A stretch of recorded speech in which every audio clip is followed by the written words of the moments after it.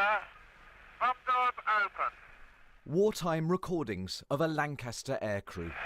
Steady. Britain's most famous bomber. Bomb's going in a minute. Although this one hasn't flown for 40 years. It's the sight and the sound. When you hear those engines revving up, you know, there just isn't another sound like it. There just isn't. Just over 7,300 Lancasters were built. Special missions included the Dam Busters raid. Almost half were lost in combat during World War II. But for Harold Panton and his family, the desire to fully restore one is personal. It brings many memories back, I think, that's what it is.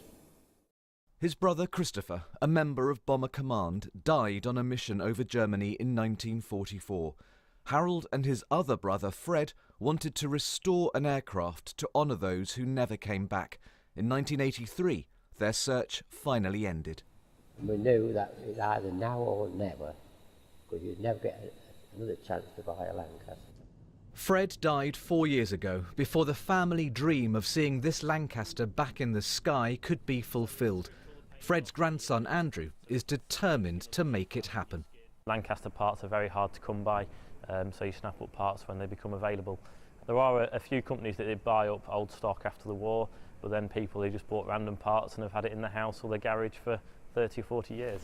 It's such a tight squeeze, isn't it? Yeah, it's very tight inside, added to by the fact that there's a lot of equipment and the main spars come through as well. So this is like the main backbone of the aircraft? Yeah, these spars are, as I say, the backbone. It's where the main strength is. So it's very important for our restoration that we check to make sure these spars are good.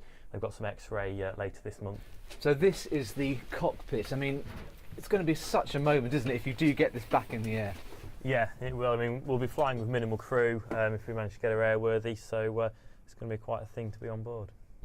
Members of RAF Bomber Command faced dreadful odds when embarking on a mission.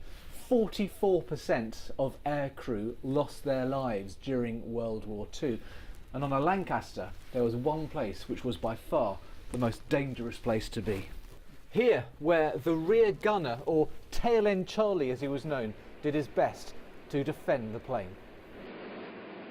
It's the part that was shot at first by any enemy action, and life expectancy was about 5 trips or 40 hours. Only 2 other Lancasters are still airworthy. The fundraising and work continues to make this one the 3rd. I'd be extremely emotional, as my granddad put it. It'd be mission accomplished. Tim Muffett, BBC News, in East Kirkby in Lincolnshire.